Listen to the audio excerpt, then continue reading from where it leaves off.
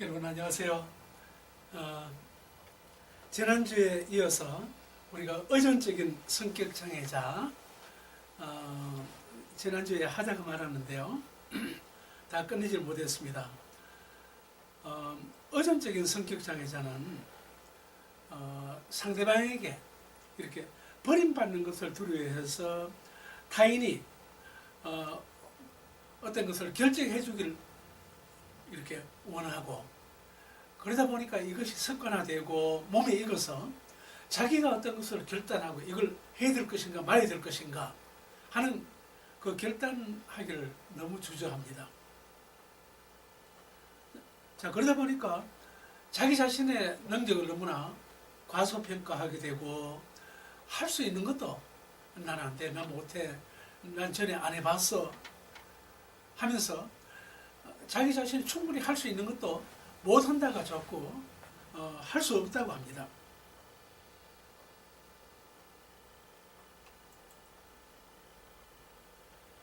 의존적인 성격장애자는 그러면 어떻게 진단할 수 있는가? 의존적이고 복종적인 행동이 지속되는데, 의존적 성격장애자들은 자기가 뭘 결단을 못해요. 결정을 못하고, 그러다 보니까 자꾸 누구에게 의존하고, 부모님한테 의존하고, 친구에게 의존하고, 이런 식으로 이게 그냥 몸에 이렇게 익숙해지다 보니까 결국 복종적인 사람이 되어버려요. 자기 의지를 자기가 주인이 되지 못하고 남들에게 자기 의지를 양보해버리는 이런 사람이 됩니다. 그래서 다음 중에서 5개의 항목이 여기 해당된다면 이 사람은 의존적인 성격 장애자다 하고 진단을 내리라고 DSM에서 그렇게 말하고 있습니다.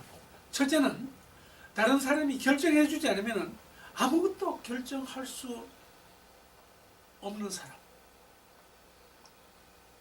부모님이나 아니면 친구나 어떤 스승이나 누구가 결정을 해줘야지, 아니면 또 어떤 카운슬러나 이런 분들이 결정해 주는 대로 나가는 사람, 여기에 해당되는 사람. 그 다음 두 번째는 자신에게 중요한 결정도 다른 사람에게 의지하는 사람. 이건 자기가 결정해야 되는데, 내가 이 아가씨한테 장가를 가야 되느냐 말아야 되느냐, 자기 인생에 있어서 너무나 중요한 문제인데, 그런 모든 결정권도 자기가 갖지 못하고 결정권을 다른 사람에게 넘겨버리는, 여기에 해당되는 사람. 그 다음 세 번째는 다른 사람에게 동조하지 않더라도 거절당할까봐 두려워서 그냥 줄줄줄 따라가는 사람. 그 다음 네 번째는 어떤 일이든지 혼자 일을 시작을 못해요. 그래, 이런 분들은 어떤 비즈니스를 뭐 해야 된다든지 참 어렵습니다.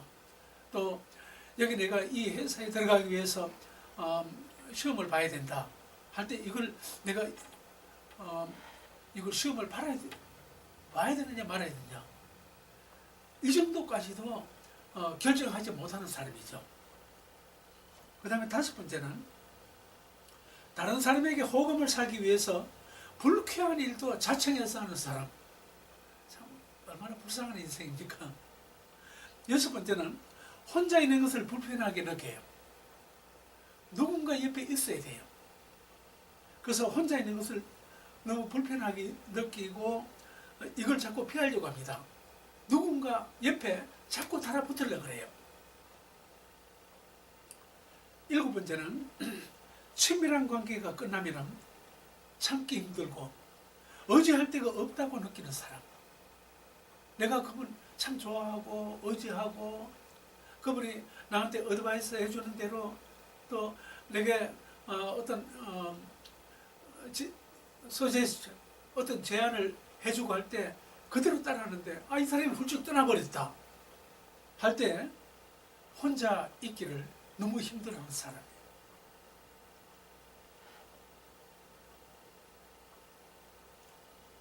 그다음 8번째, 여기 거기 없네요. 어떤 문제를 결정하는 데 있어서 그 결정 그 자체를 두려워하는 사람. 그 다음에 9번째는 다른 사람이 비난하면 쉽게 상처를 받아요. 이 9가지 중에서 5가지가 해당되는 사람은 의존적인 성격 장애자다. 그렇게 보라고 DSM은 결정해주고 있습니다.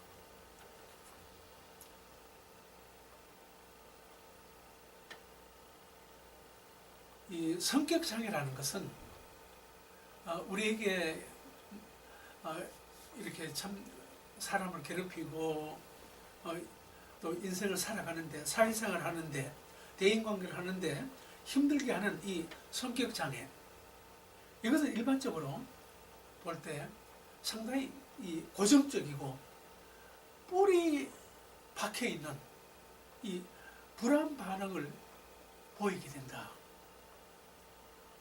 대인관계나 사회적인 관계에서 적응을 잘 못해요. 성격장애 있는 사람들은 이렇게 대인관계 또 사회생활 하는데 엄청난 문제를 일으킵니다. 어느 회사에 들어갔다가도 거기에 오래 붙어있지 못해요. 그 다음에 성격장애 있으면 다른 사람을 괴롭혀요. 나도 괴롭지만 다른 사람을 괴롭혀요. 그 다음에 성격장애자는 인간관계에서 너무 자기중심적이고 이 융통성이 부족해요. 그 다음에 일을 하고 사랑하는 능력이 부족하다. 어떤 일을 시작도 못하고 또 일을 시작했다 할지라도 시시콜콜 다른 사람들에게 협조를 구해야 되고 남의 조언을 받지 않으면 한 발짝도 못 나가는 사람. 또 이 사랑의 능력이 떨어져요.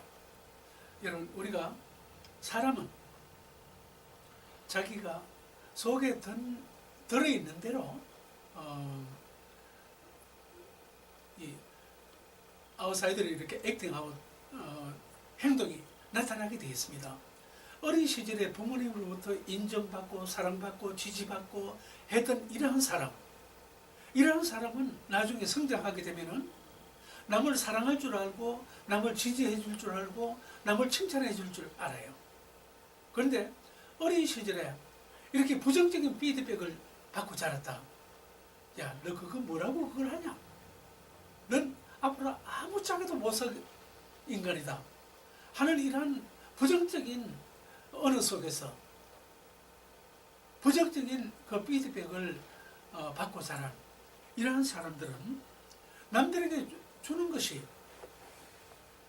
칭찬과 지지와 사랑과 애정 이런 것을 받지 못했기 때문에 모든 것을 삐뚤게 보고 내 속에 있는 대로 그냥 어릴 때 받았던 그것이 그대로 나가기 때문에 남들을 칭찬할 줄 몰라요. 사랑할 줄 몰라요. 이해할 줄 몰라요. 자, 그러다 보니까 이것이 굳어져서 성격 장애자가 되어버리는 거죠. 의존적인 성격 장애 원인을 보게 되면 어린 시절에 부모님의 책임이 너무 크다 그랬어요.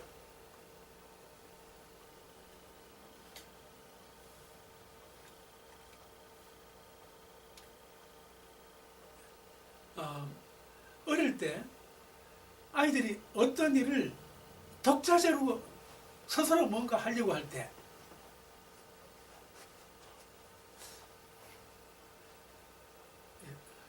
여러분 잠깐만요.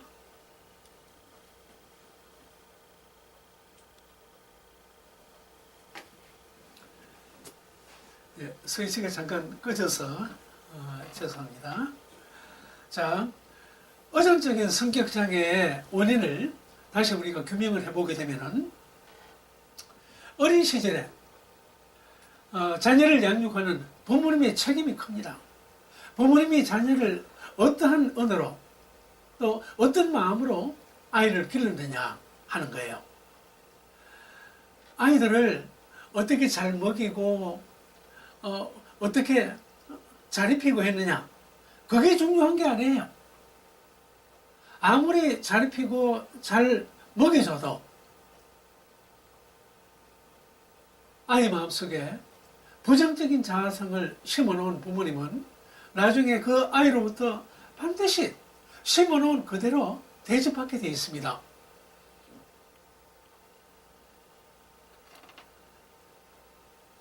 내 마음속에 사랑이 있을 때 사랑의 언어가 나오고, 내 속에 노래가 있을 때 노래가 나올 수밖에 없잖아요. 하나님을 사랑하고 하나님을 의지하고 하나님을 신뢰하는 그러한 마음이 마음속에 가득하게 있을 때 그 사람 입에서는 찬양이 나오게 되죠. 그래서 부모님이 그 아이를 양육할 때 아주 미묘한 방법으로 처벌하는 경우 아이들은 자율적인 행동을 습득을 못하게 됩니다. 예, 넌 도대체 뭐가 되려고 이러니? 하면서 엄마가 시시콜콜 모든 걸 다 해주고 아이가 이 신발을 신을 수 있는데도 불구하고 엄마가 하나하나 신발까지 신겨주고 단추까지 다 채워주고 모자 쓸 수 있는데 모자까지도 다 씌워주고, 이러한 그 부모님 밑에서 자란 아이들은 의존적인 성격 장애자가 안 될 수가 없는 거죠. 한 예로 어린 시절에 옷을 입다가 단추를 잘못 끼웠을 때, 아이가 단추를 잘못 끼웠을 때 그 엄마가 넌 그것도 못하냐 하고 심하게 책망을 하고, 그 다음부터는 엄마가 계속 옷을 입혀주고 단추까지 채워주고 신발끈까지 메어주고 하게 되면은 그 아이 의존적인 성격 장애자를 만들게 되는 겁니다. 또 어린 시절에 이제 만성 신체 질환을 앓은 아이들, 그런 아이들도 역시 이러한 장애가 오게 됩니다. 다시 말해서 어린 시절에 아이가 이렇게 거동할 수 없는 그런 상태, 엄마가 너무 불쌍하고 딱하고 하니까 아이를 그냥, 아이가 나중에는 병상에서 일어날 수 있는데도 불구하고 매 일어날 때마다 아이를 엄마가 이렇게 아이를 앉혀주고 눕혀주고, 아이의 그 불쌍한 마음, 아이에 대한 그 불쌍한 마음은 물론 좋죠. 그 사랑이기 때문에 좋긴 하지만 너무 과하게, 너무 지나치게 아이를 케어링하다 보니까 아이는 결국 의존적인 성격 장애까지도 오게 되는 겁니다. 여러분 성경에 보십시오. 보게 되면은 베데스다 연못가에 이 38년 된 환자가 누워 있습니다. 자, 그런데 우리 예수님께서 거기를 지나가게 되었어요. 했는데 38년 된 그 환자에게 네가 낫기를 원하느냐 하고 물어보니까 그 환자가 주여, 내가 낫기를 원합니다. 나 일어나기를 원합니다. 그렇게 얘기한 게 아니에요. 이 38년 된 환자가 뭐라고 했습니까? 아무도 이 베데스다 물이 1년에 한 번씩 이렇게 동하는데, 그때 사람들이 먼저 뛰어드는 사람은 어떤 병이든지 낫는다고는 이 전설이 내려왔어요. 그래서 이 환자도 역시 물이 동할 때 뛰어들려고 했지만 누구도 자기를 물이 동할 때 던져주는 자가 없다고 그는 그렇게 대답을 했습니다. 저야 내가 낫기를 원합니다. 얼마든지 간단하게 대답할 수 있는데도 불구하고 아무도 자신을 물속에 넣어주는 자가 없다고 그 상황을 탄식을 하고 있습니다. 자신의 문제를 다른 사람에게 돌리는 이런 의존적인 성격 장애자의 모습을 베데스다 임목과에서 이 환자에게서 우리는 볼 수 있습니다. 부모와 자녀가 분리되어야 될 때, 이제는 아이가 스스로 일어나고 걷고 독립할 수 있는, 그렇게 분리되어야 할 때, 이때 부모나 자녀는 이 분리 불안 장애를 일시적으로 가질 수 있어요. 그래서 그렇지만은 아이에게 심리적인 건강을 주기 위해서는, 너 오늘 여기 좀 있어. 엄마가 1시간만 밖에 나가서 친구 만나고 중요한 일이 있어. 그래서 일 보고 올 테니까 여기 있어. 그러면 이 아이는 엄마 가지 마. 엄마 나랑 같이 가. 하면서 막 울면서 때를 쓰면서 막 매달리고 할 때 그 아이를 불쌍해가지고 딱 해가지고 그럼 그래 가자 해서 애를 데리고 나가게 되면 그 다음에 안 그럴 줄 알죠? 그 다음에 또 그래요. 왜 그렇습니까? 분리불안 때문에 그래요. 이 분리불안에서 빨리 벗어나게 하기 위해서는 이렇게 엄마와 아이가 일시적으로 1시간씩, 2시간씩 이렇게 분리할 수 있는 그러한 이것이 트레이닝이 되어야 됩니다. 그래야 아이 마음속에도 이런 건강한 마음, 엄마가 지금 나가 있지만 엄마는 돌아온다. 엄마 올 때까지 내 혼자 놀아야 돼.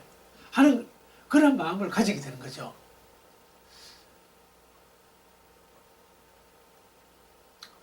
우리가 애착 형성, 어텐션을 이렇게 실험할 때 이렇게 많이 쓰여지는 건데, 처음에는 아이하고 엄마하고 낯선 어떤 선생님하고 한 방에 같이 있어요. 그런데 엄마가 내가 잠깐 나올 테니까 너 장난감 가지고 놀고 있어 하면 엄마 가지마, 엄마 가지마 해요. 그렇지만은 엄마가 나갑니다. 그러면 아이가 엄마가 나갈 때는 엄마 가지 말라고 막 매달리다가 엄마가 문을 닫고 나가게 되면은 이 아이는, 어떤 아이는 그 안에서 장난감을 가지고 놀다가 3분 후에 엄마가 들어올 때 엄마 하면서 그 엄마한테 막 기뻐서 엄마한테 매달려요. 자, 그런데 어떤 아이들은 혼자 이렇게 놀다가 3분 후에 엄마가 들어올 때 이 아이가 엄마를 본체만 채요. 엄마가 3분 후에 들어와도 본체만 채요. 누가 더 건강할까요? 전자일까요? 후자일까요? 엄마가 나갔다가 3분 후에 들어왔을 때 엄마 하면서 반갑게 엄마를 맞이하는 아이와, 엄마가 들어와도 이제는 엄마 본체만 채하는 아이. 우리가 생각할 때 후자는, 두 번째 아이가 심리적으로 더 건강하다, 그렇게 생각할지 모르지만은 그게 아니에요. 건강한 어태치먼, 이 건강한 어태치먼을 가진 아이는 전자입니다. 엄마가 나갈 때는 막 매달리고 하지만은 엄마가 일단 나가고 난 다음에 혼자 장난감을 가지고 놀아요. 그리고 엄마가 왔을 때 기쁨으로 엄마 하면서 엄마한테 안기고 엄마를 반갑게 맞이해요. 이건 건강한 어태치먼을 가진 아이입니다. 그러나 건강하지 못한 어태치먼을 가진 아이는 엄마가 3분 후에 들어와도 엄마를 본체만 채요. 그것은 그 엄마에 대한 마음속에 미움의 감정 때문에 그래요. 아까는 엄마가 날 버리고 나갔잖아 하는 그런 마음, 이것을 그 마음속에 담고 있기 때문인 것입니다.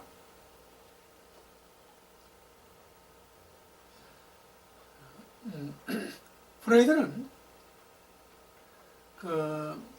이 학문기 때 우리가 맨 처음에 구순기죠. 구순기에서 학문기를 접어드는데 이 학문기 때는 변가리기 또는 혼자 걷기, 이때는 혼자 걷고 변도 가리고 할 그때입니다. 자, 그런데 프로이드가 말하는 이 학문기 단계는 처음으로 아이들이 부모님으로부터 독립하기 시작하는 그러한 시기입니다. 다시 말해서 이때는 3세에서 4세, 또 좀 빠른 아이들은 2세에서 3세가 될 수 있는데요. 네, 이때는 아이가 혼자 걸어요. 그러다 보니까 그 마음속에 이제는 무엇이 더 발달되는가 하면은 지금까지는 애도에 붙잡혀 살아왔던 이러한 아이가 이제는 그 마음속에 이고가 생겨요. 그 이고는 뭡니까? 이고는 자아예요. 이제는 엄마는 엄마고 나는 나야. 지금까지는 엄마에게 종속돼 살아왔어요. 엄마가 가자 그러면 엄마한테 끌려가고 엄마한테 업혀가고 엄마가 어디 앉고 싶으면 같이 앉아야 되고 그렇게 했지만 이 이고가 생기게 되면 자아가 생기게 되면은 이때부터는 이제 나는 나야. 나라고 하는 인격체를 이 아이는 이제 스스로 터득을 하게 됩니다. 그래서 이때는 이 발자국을 떼기 시작해요. 그래서 조금씩 한 발자국, 두 발자국 넘어지다가 또 일어나고 홀로서기를 할 때입니다. 걷다가 넘어지면 보통 부모님들은 빨리 가서 막 아이를 이렇게 막 일으켜주고 하지만은 그 아이가 스스로 일어날 수 있도록 놔둬야 돼요. 그래야지 아이는 의존적이지 않습니다. 그래서 옛말에 아이를 할머니한테 양육을 맡기면 애들 다 버린다 그러잖아요. 왜냐하면 할머니는 자기 자식을 통해서 낳은 그 자식이기 때문에 자기 생명의 계대를 이어갈 이러한 손자이기 때문에 너무나 귀하고 너무나 이쁘고 정말 할머니를 볼 때는 더없이 귀한 존재예요. 하니까 그 아이가 넘어질 때는 이거 다칠라 넘어지게 되면 어디 다치지 않을까 하는 그런 마음. 그 할머니 그 사랑이 절로 뛰어가가지고 아이를 번쩍 이렇게 일으켜주고 하는데 그런데 그 아이가 자꾸 그렇게 할머니가 일으켜주고 엄마가 일으켜주고 하게 되면은 결국 내면의 자아, 내면에 있는 자기가 의존적인 성격 장애자가 된다는 이 사실입니다. 그 할머니나 어머니는 그걸 몰라요. 내적으로 아이가 어떻게 어떤 모양으로 지금 돼가고 있는가 그걸 모르는 거죠. 이 일이 자꾸 반복되다 보게 되면 아이들은 홀로서기를 포기합니다. 넘어지게 되면 부모님이 어른이 와서 할머니가 어른이 와서 나를 또 일으켜 줄 거야 하고 아이가 엎어진 채로 그냥 있어요. 세워줄 때까지 기다리고 있는 거예요. 부모님이나 할머니가 그것이 기회였다고 생각해서 자꾸 넘어지면 이렇게 주고 넘어지면 이렇게 주고 반복을 하다 보게 되면은 결국 의존적인 성격 장애로 고착되어 버린다 하는 겁니다. 비젝션 되어버려요. 의존적인 성격 장애자는 그 사례와 임상 양상을 보게 되면 의존적인 성격 장애자는 항상 다른 사람의 도움과 보살핌을 언제나 필요로 해요. 삶에 있어서 책임을 다른 사람에게 맡깁니다. 내 인생을 내가 살지 못하고 다른 사람으로 하여금 내 인생을 대신 살게 하는 거예요. 그러다 보니까 결국에는 의존적이고 다른 사람에게 그냥 복종하는 것이 특징으로 나타나요. 자, 이런 사람은 나중에 성인이 되었을 때 열세적이고 수동적이고 소극적이고 어떤 것을 이렇게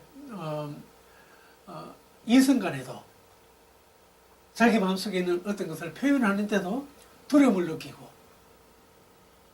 대인관계도 문제를 결국 일으키게 되는 것이죠.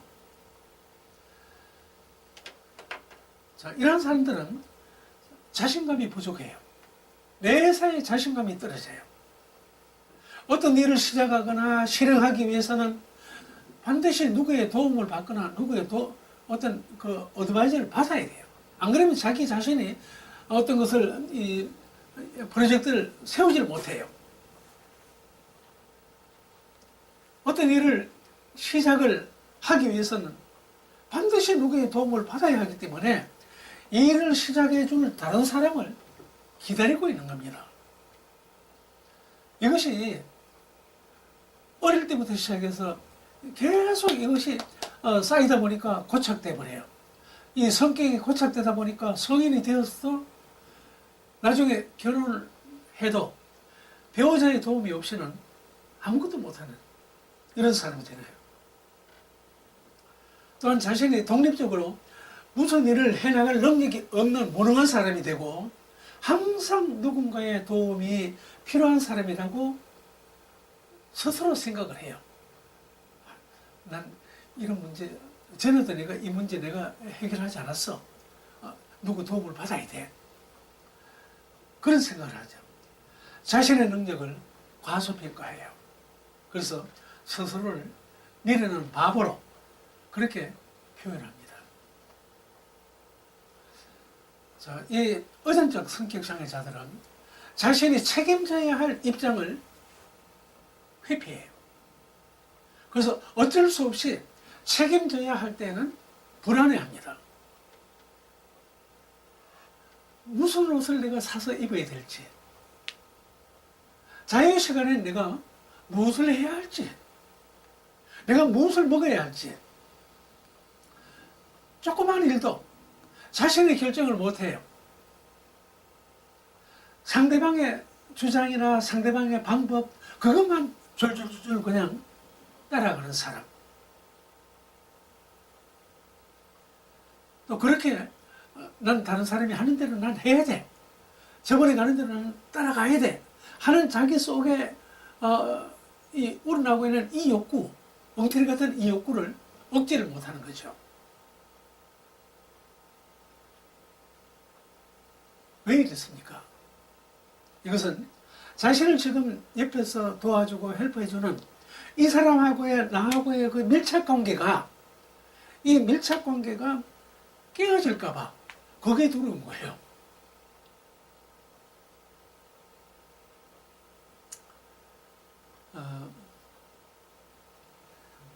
아래 이제 사례가 나옵니다만은 의존성 성격 장애자는 직업이나 사회 관계, 사회생활 할 때 지장을 많이 초래합니다. 그래서 다른 사람에 의해서 이용당하기 쉽고 또 박해받기도 쉬워요. 의존하던 사람을 상실했을 때는 일반 사람보다 엄청난 불안을 느끼게 되고 심지어 공황 발작까지 일어나요. 뿐만 아니라 이 포비아라고 하는 이 공포증 또는 그 우울장애, 우울증 이런 것이 나타날 위험성이 다른 사람보다 훨씬 높다는 사실입니다. 이런 진단이 나오게 되면 항우울제를 사용하는 것이 바람직하다고 정신과 닥터들은 말하고 있습니다. 하나 사례를 들어보게 되면 어릴 때부터 전교에서 3등 안에 들었던 이 고등학교 3학년 학생이 하나 있는데요. 이 학생은 외아들이었습니다. 어머니가 늘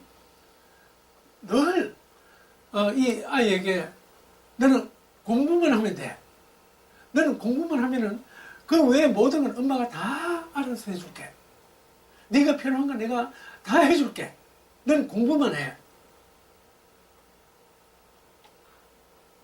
자, 이런 생활이 계속 되다 보니까 자신이 할 일을 어떻게 해야 할지 결정도 내리지 못하는 사람이 되어버렸어요.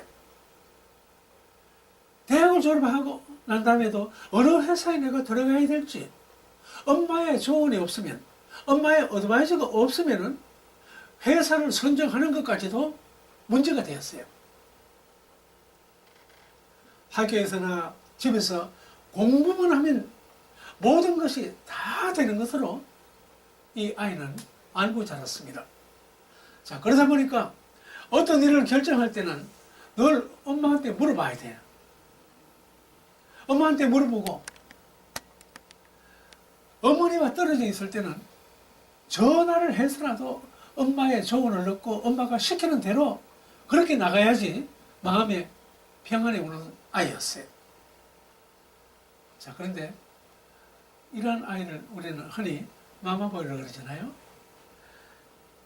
친구들이 이 아이가 전형적인 마마보이인 걸 알게 되니까 친구들이 놀려대기 시작한 거예요.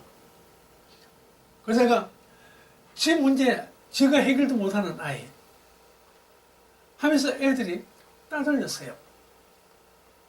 친구들에 의해서 소외되었습니다. 그러게 되니까 엄마한테 더 의존적인 아이가 돼버린 거예요. 그래서 결국 나중에는 이 전교에서 3등 하던 아이가 성적도 점점 떨어지게 돼요. 왜? 아이들이 같이 안 놀아주고 아이들이 자기들 축에 그룹에 들어오질 못하게 합니다. 너 같은 마마보이하고는 우리는 안 논다. 자, 그러니까 이 아이가 나중에는 대학 시험 쳤는데 전교 3등 했던 아이가 시험 떨어졌어요. 결국 재수를 하고 있는데 이 아이는 화장실에 갈 때도 엄마한테 물어보고 가는 전형적인 의존적 성격 장애자였습니다. 누가 이렇게 만듭니까? 엄마가 외아들이라고 해서 너는 공부만 해. 그 외에 모든 것을 엄마가 다 대줄게. 하다 보니까 결국에는 이러한 성격 장애자를 엄마가 만들어 놓고 말았어요. 오늘 우리가 여기까지 하도록 하겠습니다. 우리가 성격 장애 공부하다 보면 흥미진진한 부분들이 많습니다. 우리 주변에 있는 분들, 우린 이런 분들 어떻게 도울까 생각하는 한 주간이 되시길 바랍니다. 감사합니다.